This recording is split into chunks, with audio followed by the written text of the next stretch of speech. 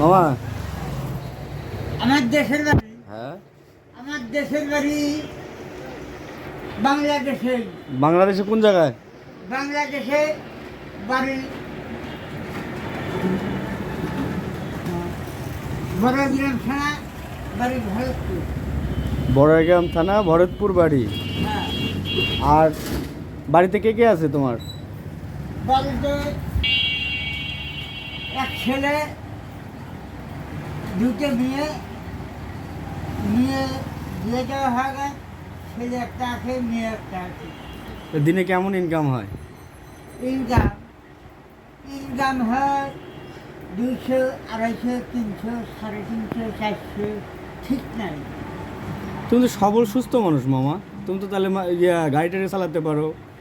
আমি একটা খুব গরিব মানুষ, কারণ ব্যাটারি ভ্যান কেনার টাকা আমার কাছে নাই। ভাড়া তো চালানো যায় মামা। তাই জন্যে ভাড়া হয় না। বাড়িতে 5 সদস্য, এই হিসাবে আমি ভ্যান চালাতে পারি না। না মামা, তুমি যদি ভ্যান যদি ভাড়া নিয়ে ভাড়া চালাও তাহলে তার ভিক্ষে করা লাগে না মামা।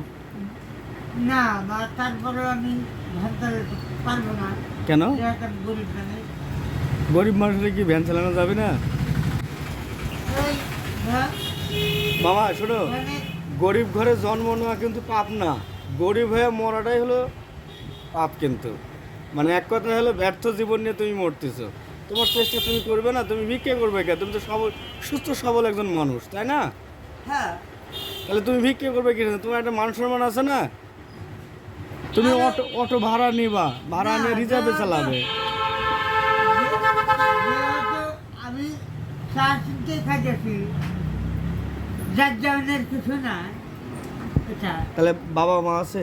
হ্যাঁ, বাবা মা এক দেখো, হ্যাঁ, বাবা মা এক দেখবা। আমার ছবি আছে, যার জনের কিছু না।